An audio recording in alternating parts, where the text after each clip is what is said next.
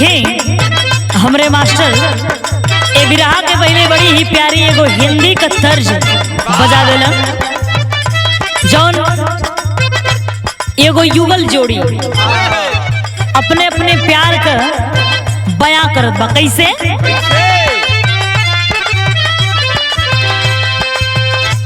दिल जाने जिगर तुझ पे निशार किया है,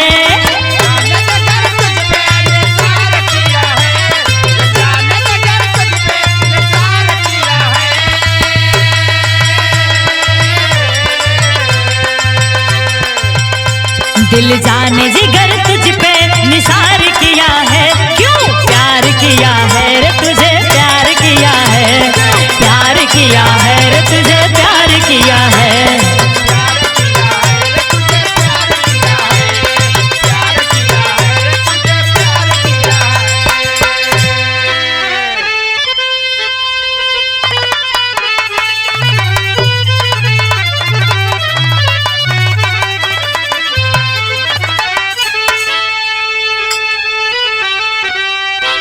कि दोष तो सुनिए देकर ध्यान,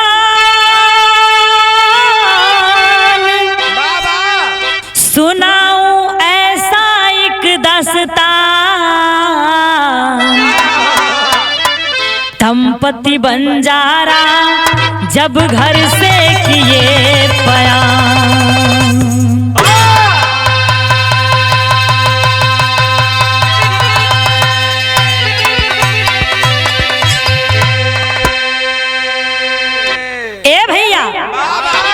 हम बिरहा एवं भोजपुरी लोक गीत गायिका सुषमा भारती रउआ लोगन के नमस्कार प्रणाम करके एगो ऐसन बिरहा सुनावे जाता नी जौना के सुन के आप लोगन के थोड़ा हंसी भी आई और केकर कैसन नियत बा ए बिरहा में पता भी चल जाई।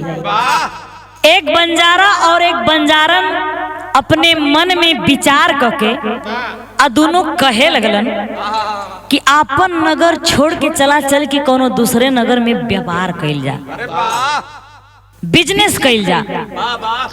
अब बाबू उनके पास जितना धन दौलत रुपया पैसा रहल सब लेके आ चल देलन सब। तो भइल का बिरहा में गजल का अंदाज बा। कैसे?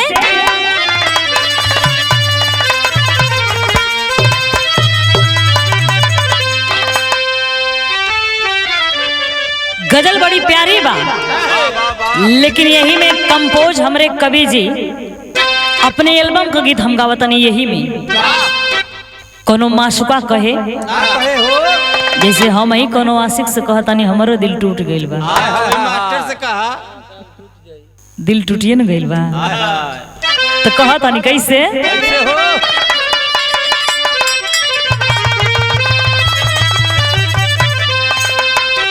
कैसे कह दूं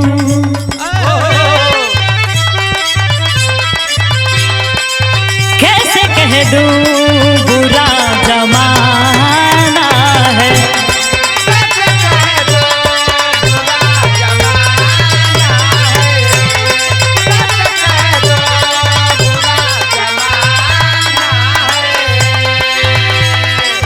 मेरा दुश्मन मेरा दीवाना है, मेरा दुश्मन मेरा दीवाना है,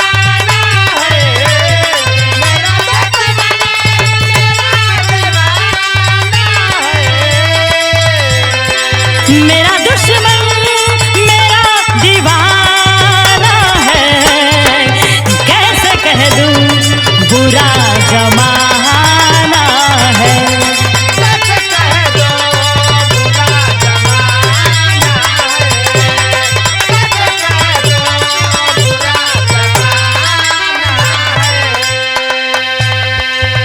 लेकिन कितना सुंदर कवि जी हमरे आदरणीय कवि सूबेदार यादव जी लिखले हुए भाव में। कैसे?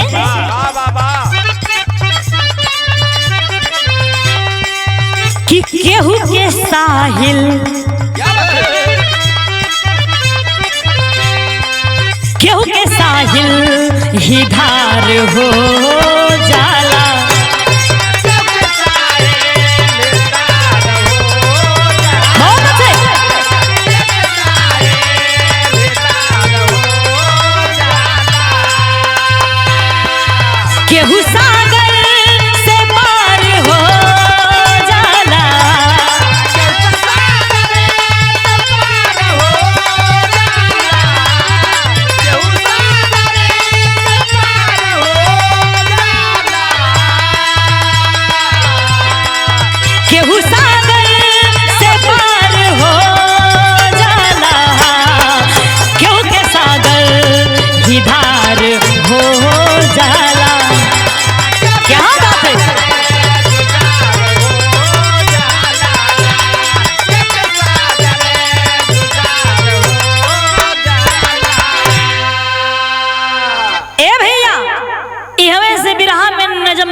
लगल। कैसे कहना बा?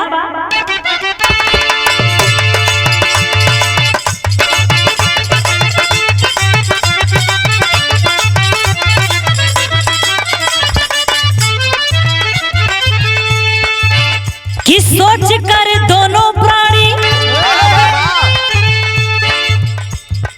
सोच कर दोनों प्राणी करने को व्यापार चले, सोच कर दोनों प्राणी करने को व्यापार चले, घने जंगल में उन्हें डाकू है खुखार मिले।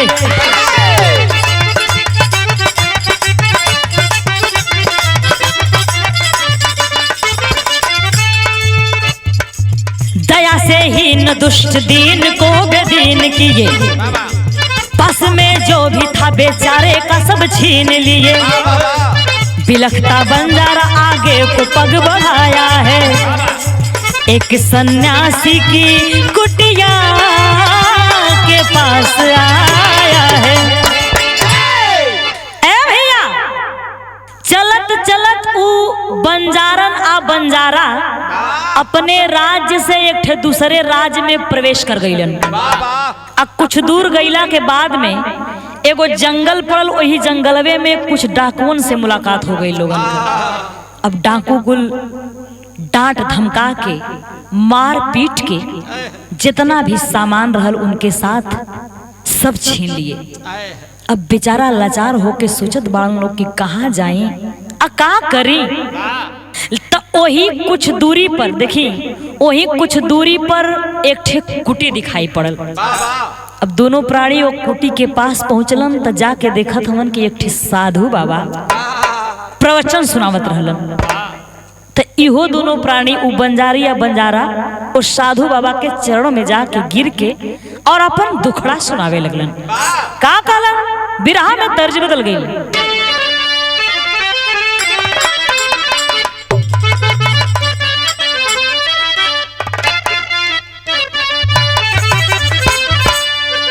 इहो गीत देखी हमरे एल्बम के बाद सुने के होई तो बैजनाथ गवार चैनल पे लोगों के सुने के मिल जाई। कौनो लड़की कहतिया कि महंगा तो दे दी ए जान, महंगा तो दे दी इकरे जान निकाल के।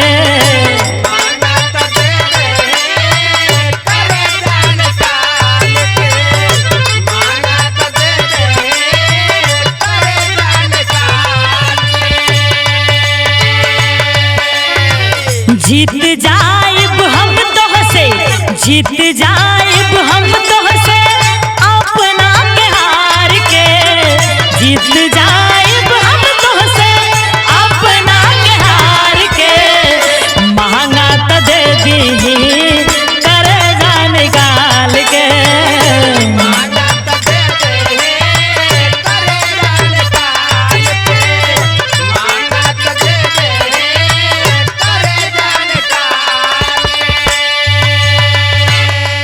लेकिन बाबू हो उ बंजारा आ बंजारिन अपन दुखड़ा साधु बाबा से लोग सुनावत हवन। का कहे?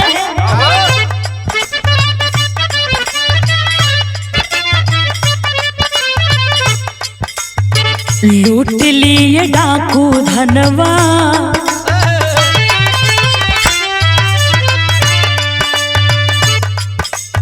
लूट लिए डाकू धनवा पिस्टल सटाई के।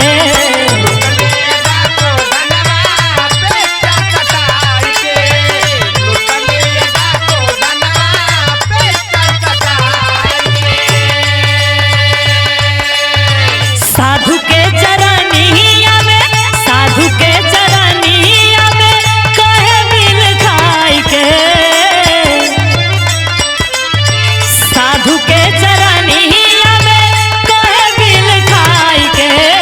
लूट लिए डाकू धनवा पिस्टल सटाई के।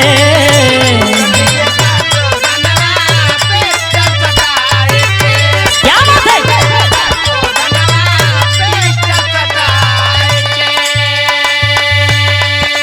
अरे बाबू, जब साधु सारी बात ओ बंजारन का सारी दुखड़ा सुनलन तो कहलन कि आप लोग रोइए मत, मैं एक सेठ का पता बता रहा हूँ, आप लोग वहीं चले जाइए, वो सेठ आपकी मदद जरूर करेगा, मुझे विश्वास है। तो भइल का, साधु के कहे से गइला सेठ के भवनवा,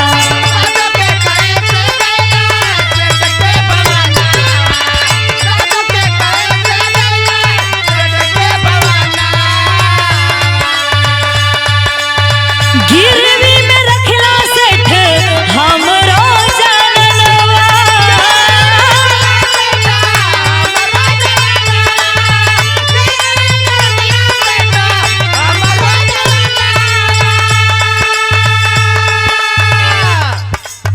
रुपया कमा के फिर से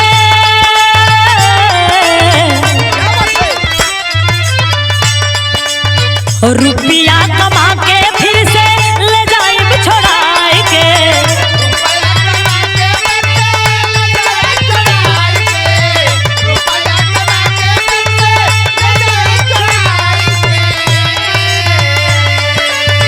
रुपया कमा के फिर से ले जाइब छोड़ाई के, लूट लिए डाकू धनवा पिस्टल सटाई के।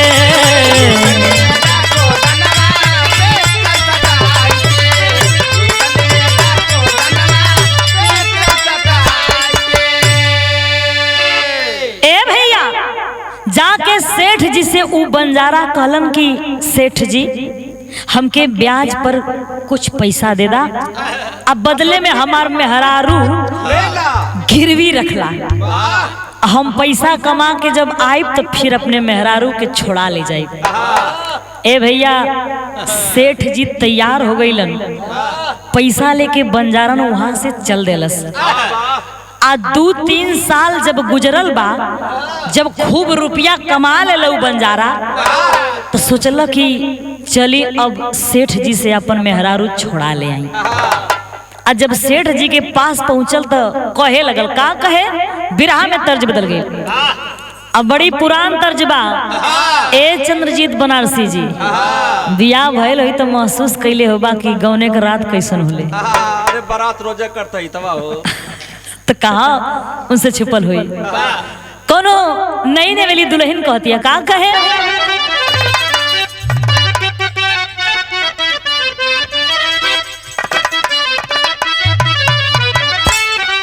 कि अरे गवने की रात दुखदाई हो, गवने की रात दुखदाई हो, अब हिले ना भूले,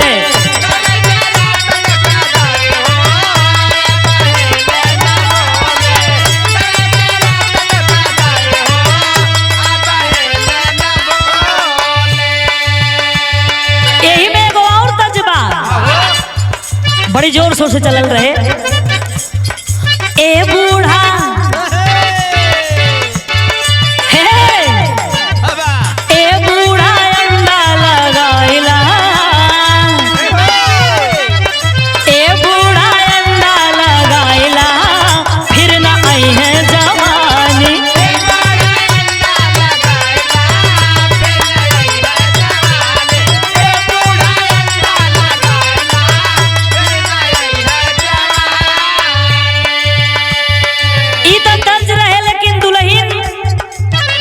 लेकिन उ बंजारा सेठ जी से कहता, कहाँ कहे,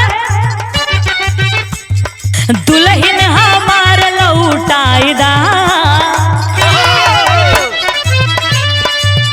ए दुल्हन हमार लौटाई दा, लेला अपन रुपैया,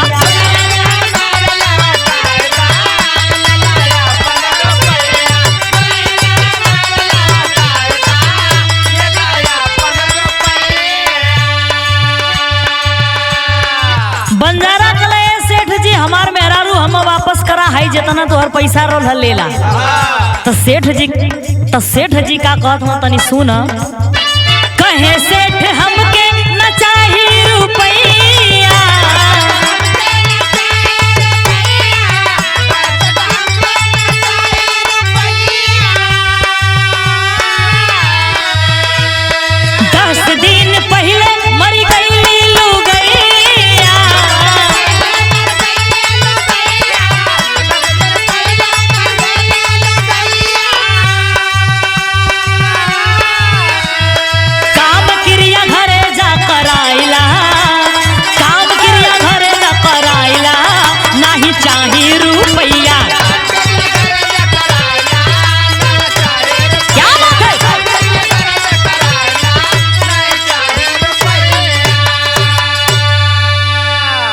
जब सेठ जी से अपन मेहरारू मांगे लगलू बंजारा, तो सेठ जी कहल कि भैया तू पैसा अपन अपने पास रखा। कहल काहे? अरे हम वादा कैले रहली आपसे पैसा लेहनी, रुपया लेहनी, कहनी मेहरारू हमार गिरवी रखला तो आए तरे काहे बतिया तरह। सेठ जी कहलन कि ये लिए हम तुहार पैसा ना ले कि तुहार दुल्हन 10 दिन पहले में भगवान की प्यारी हो गई, तो जब तुहार दुल्हन ना लौटा पाई तो हम पैसा लेवे का हकदार नहीं खी। इतना सुन के बंजारा बेचारा उदास मन से धीरे धीरे वहां से चल दहलस और फिर वही साधु बाबा के पास जाके पहुंचल और जाके सारी बात साधु बाबा से बतावे लगल। जब साधु जी ध्यान लगोलन तो एक सिद्ध पुरुष ना, जब ध्यान लगोलन तो कहलन कि तोहार दुल्हन बाबू मरल नहीं खी, इस सब उस सेठवा का चालबाजी बा। एक ठे काम करा, का बतौलन? तर्ज बदल गई।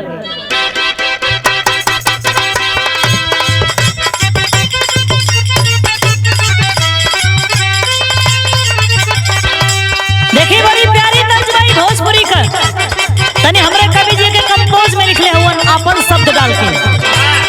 कोनो लड़का कोनो लड़की के सुघराई देख के कहे, कहाँ कहे?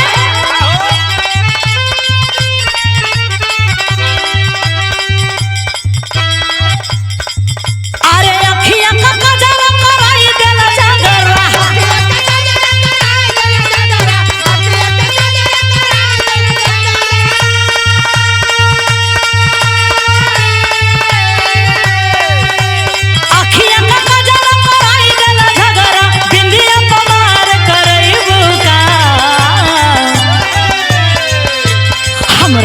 अपन बनैबू का ताजा ताजा पाहुर चिखैबू का, ताजा ताजा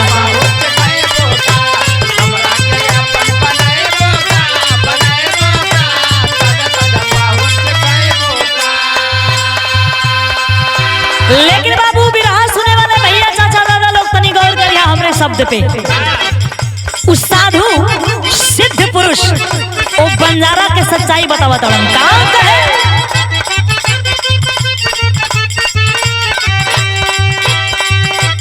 कहे साधु ज्ञानिया सेठ नदनिया,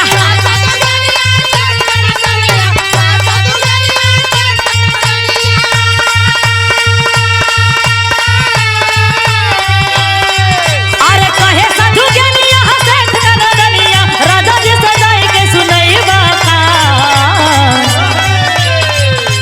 राजघर में अपन निभैबा का आ दुल्हन हमार दीवैबा का, दुल्हन हमार दीवैबा।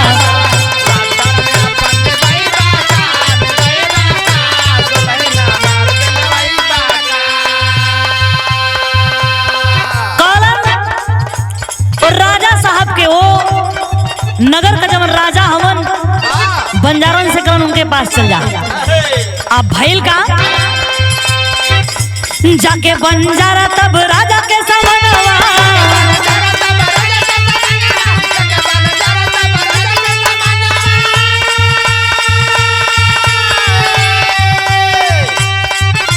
आ रोई रोई सगर बतावेला बड़वा,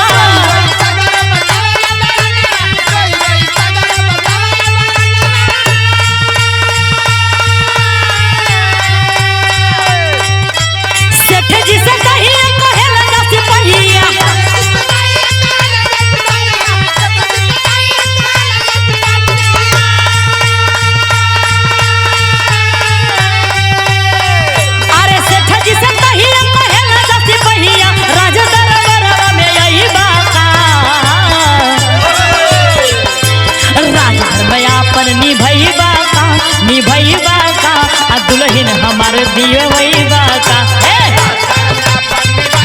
क्या बात है?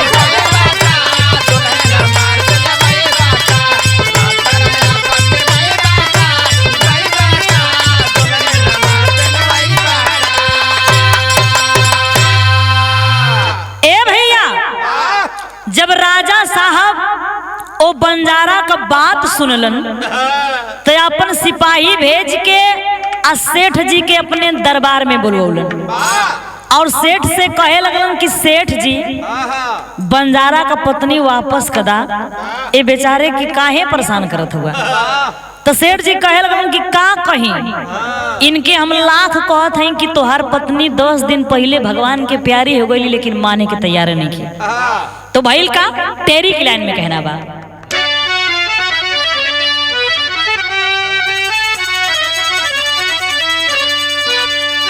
कह कि गुजरिया गुजरिया 10 दिन पहले मर गई, गुजरिया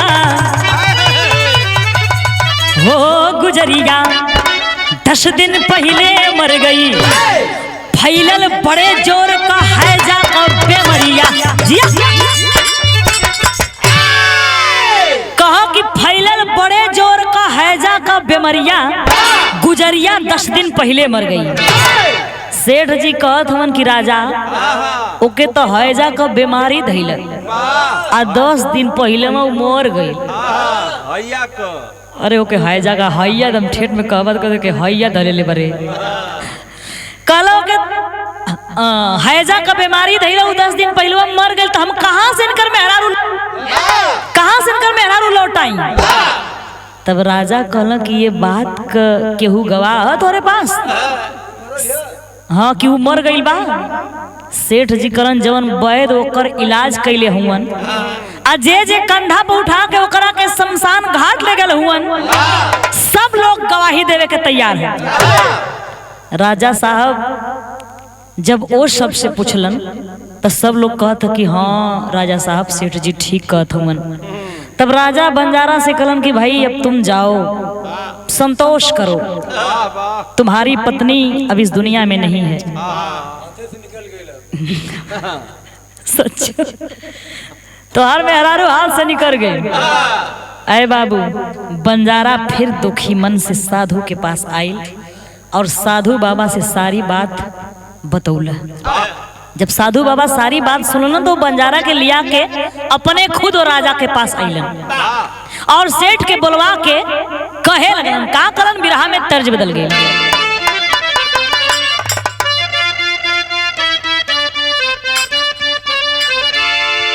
इहो बड़ी पुरान तर्ज बा, लेकिन जब एक गावा त जिस वाला जवानी आ जाले भौआ ऐसा कैसे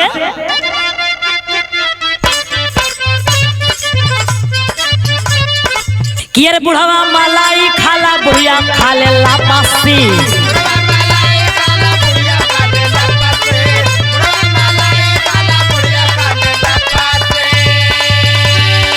केहू से काम ना पतहिया पिए बेपसी, केहू से काम ना पतहिया पिए बेपसी, बुढ़वा मलाई खाला बुढ़िया खा ले लापासी।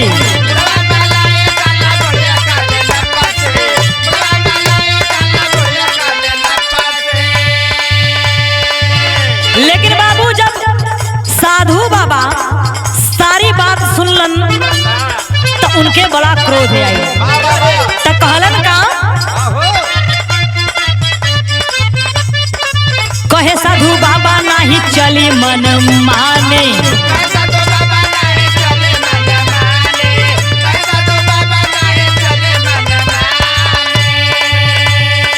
मर गई दुल्हन हम कैसे मानी, मर गई दुल्हन हम कैसे मानी, कहे साधु बाबा नहीं चली मन माने।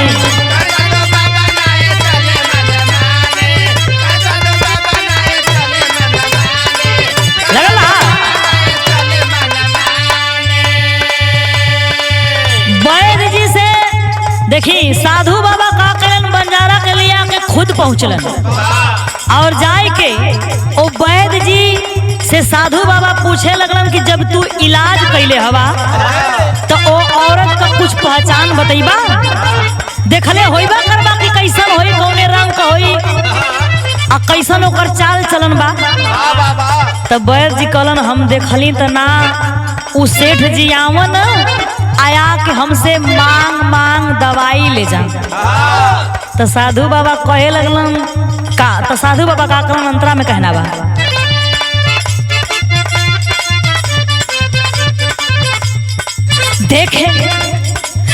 देखे बिना कैला मरीज के इलाज हो।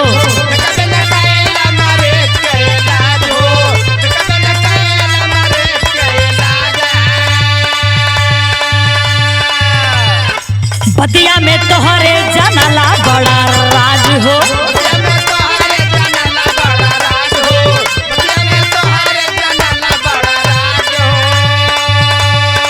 मारा 25 कोड़ा पिठिए पे तानी, मारा 25 कोड़ा पिठिए पे तानी, कहे साधु बाबा नहीं चली मन माने।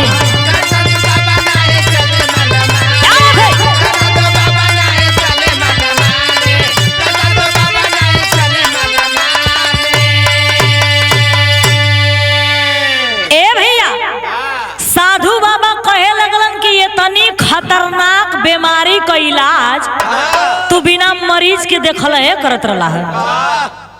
ऐ बाबू, राजा के द्वारा सिपाहियन से कहवा के और 25 कोड़ा वैद्य जी के कहलन की लगावा, तब इनकर भूत कुल कासे में गिर जाई। ऐ बाबू, जब 25 कोड़ा लगल वैद्य जी की किना तो सच्चाई अपने आप उगल देलन। यही से कहल जाला मारल चोर उपवासन पाहुन, न ताक बाव न ताक दाहिन।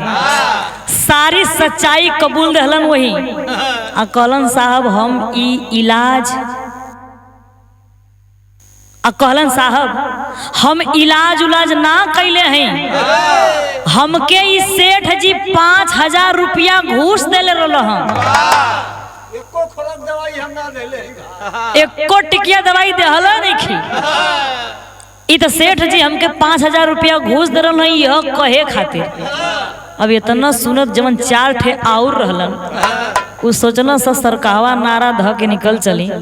तले साधु जी सिपाहियन से कहलन है पकड़ ला वो 4 चोरन सारन के।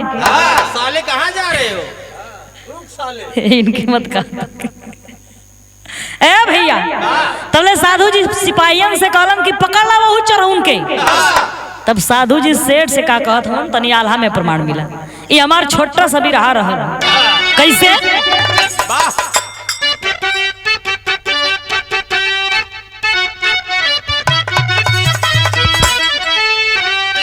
कि अरे सागरो गवाह तुहार, अरे सागरो गवाह तुहार फेल हो गईले भैया।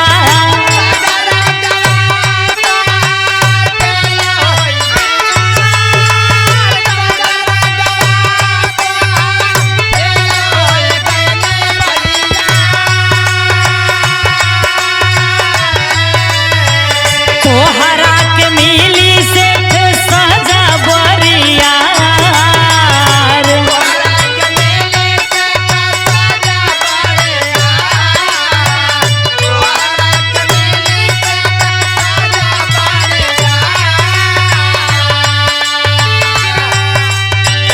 धोखावा से घर में रखला केहू का दुल्हनिया ये बाबू।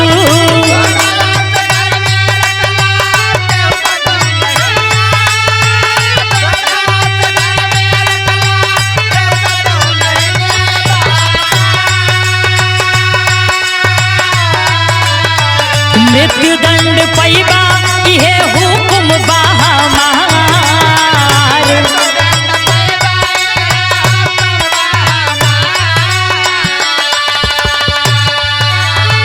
हाथ जोड़ी सेठ कहला जिंदाबाद दुल्हिया बाबा।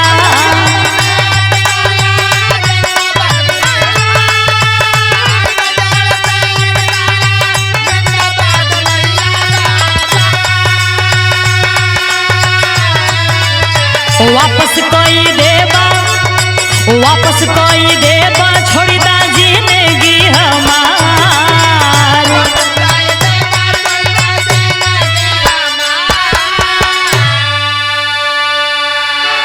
ए भैया, वैद्य जी पकड़ा गए। वैद्य जी का सच्चाई भी सामने आ गई और जो चारों शमशान घाटे ले जाए का कहानी बनौले रहन का सच्चाई सामने आ गई। आज जब सेठ जी देखलन कि गवाह साले घूस ले लेके बदल गए, तो हमारा वो जिंदगी पे अब खतरा है बा ता ता हाथ जोड़ के साधु बाबा से कहे लगलन कि ये बाबा दुल्हन उनकर जिंदा बा हम अब वापस कर देते हैं, हमके आप माफ कर दा, हमके छोड़ दा। तो भइल का खड़ी के लाइन में कहना बा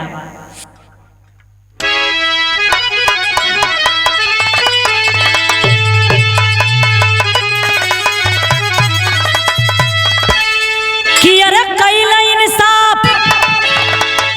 इंसाफ साधु बाबा कि अरे कैला इंसाफ साधु योजना बनाए के खुश भय बंजारा, अरे खुश भय बंजारा ते अपने दुल्हन के पाई के खुश भय बंजारा।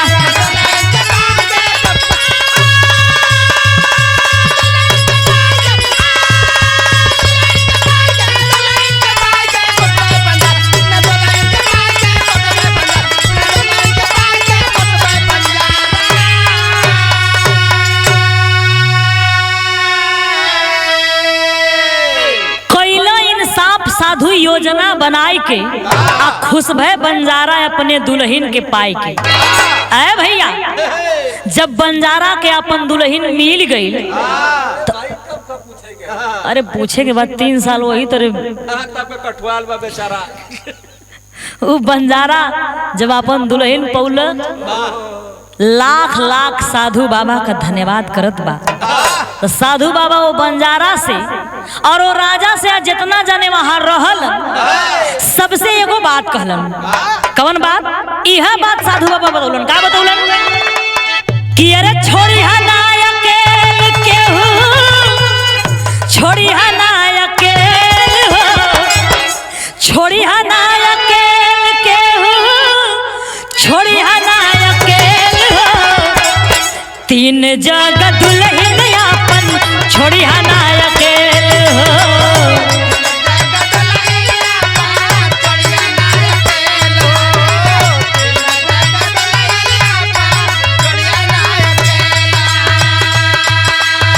साधु बाबा कहलन कि 3 जगह पर अपने दुल्हन के अकेल कबो मत छोड़िया। अब कहाँ कहाँ बतावत हुआ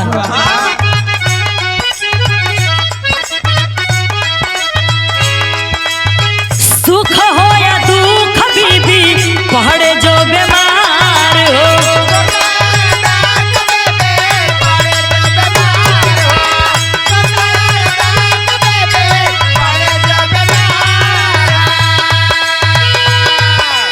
साथे साथे रही के का रहिया उपचार हो।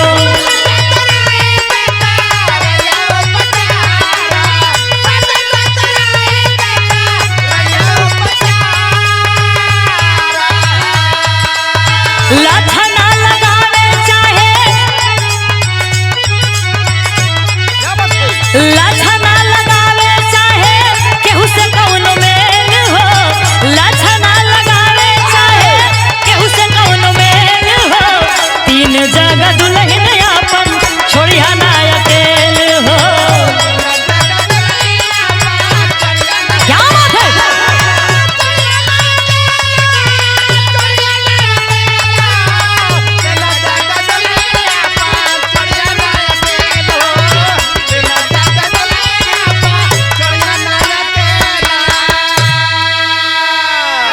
ए लक्ष्मण भैया उस साधु जी लोगन से बतावे लगलन। भैया के समझावा नहीं सब सब जे देखी जे मेहरारू लड़का वाला बा सबके हम हमार तो शादी नहीं की भाई। ना भैया अरे तो काहे उन्हों के शादी भइले बा ना, उन्हों के चेतावनी बा।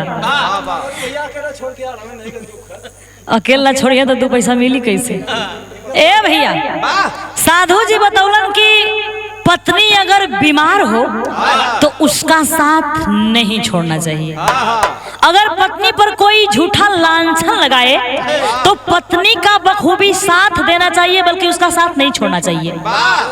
और तीसरा, कोई कितना भी खास हो, कितना भी अपना प्रिय हो, उसके साथ अपनी पत्नी को अकेल कतई नहीं छोड़ना चाहिए। अरे वाह काहे कि केकर कब नियत कौने घड़ी कौने समय नियत खराब हो जाई केहू नहीं खिजानत। अरे वाह रास्ता घाटे हाँ तो लास्ट लाइन में वही जुबा कि अरे चली भे बंजारा साथे दुल्हन लियाई के आजा पे हरी नाम से ठकुटिया में जाई के।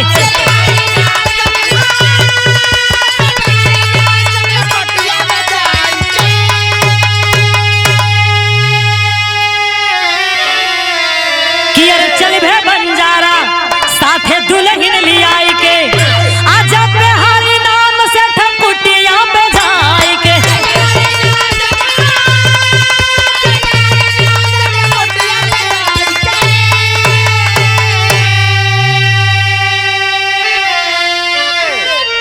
भवसागर से पार करा बिगड़ी बनाई के खुश भय बंजारा ए बाबू खुश भय बंजारा तय अपने दुल्हन के पाई के खुश भय बंजारा।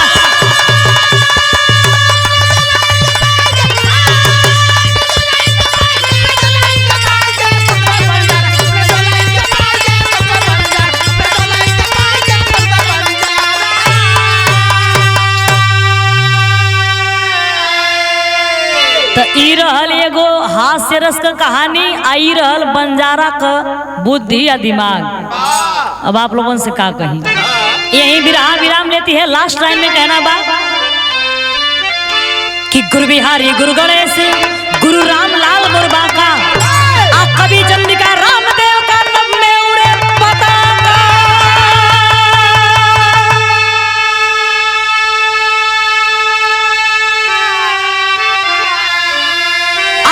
गुजरिया 10 दिन पहले मर गई हो गुजरिया 10 दिन पहले मर गई तो सुषमा सूबेदार का आजमगढ़ बखरिया गुजरिया 10 दिन पहले मर गई।